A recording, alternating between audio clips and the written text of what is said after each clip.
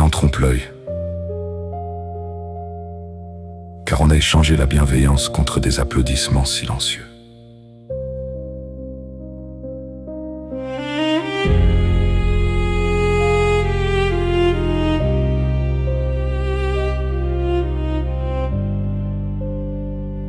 Nous nous appelons amis, mais nous nous regardons en rivaux.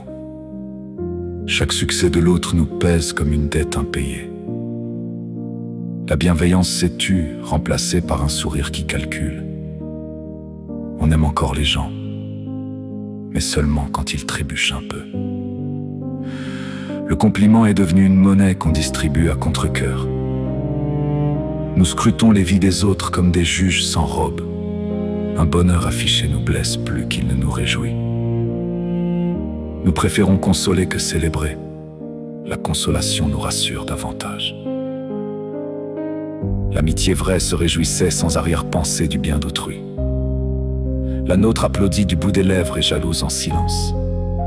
Nous avons appris à sourire large et à espérer petit. Chaque « je suis content pour toi » cache un pincement mal éteint. On ne se soutient plus, on se compare en cachette. Les liens se sont vidés de leur chaleur, gardant leur forme.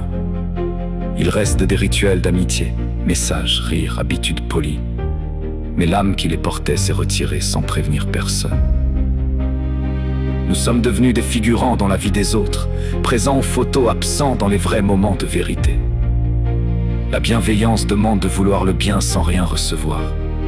Or nous avons troqué ce don contre une observation froide.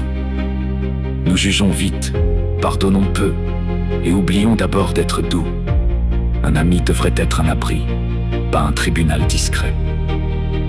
Pourtant nous portons tous ce tribunal caché sous notre gentillesse. Réapprendre à se réjouir du bonheur d'un autre sans calcul. Voilà peut-être le seul chemin vers une amitié rendue vraie. Car sans bienveillance, l'amitié n'est qu'un mot vide qu'on répète.